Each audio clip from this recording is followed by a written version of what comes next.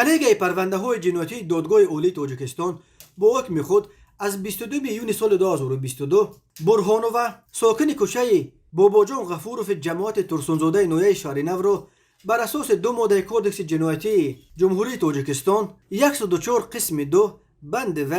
قتل بیرحمانه کودک خردسال و 117 قسم 2 بند و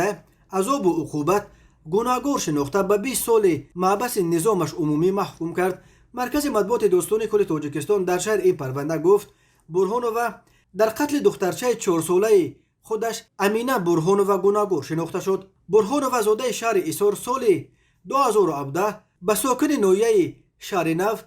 میرزا جورایف ازدواج کرده بود. از زندگی مشترکشان آنها صاحب یک فرزند برهانوف و امینه میرزایف نگردیده در نویه شهر نو زندگی میکردند. نظر خود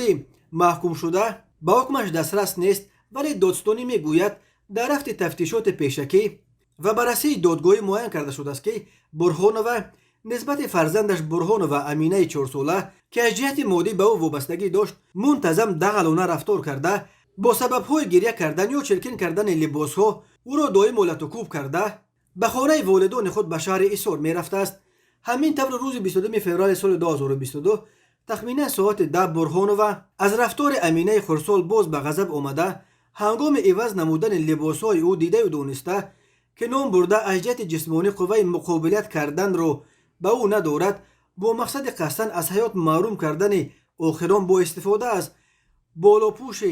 کودکانه دهان و بینی او را فشرده پخش نموده راه‌های نفسگیریش را محکم میکند که در نتیجه امینه 4 ساله در جای حادثه وفات میکند. در سالهای آخر در تاجیکستان چندین حالت فرزندکشی ثبت شده است.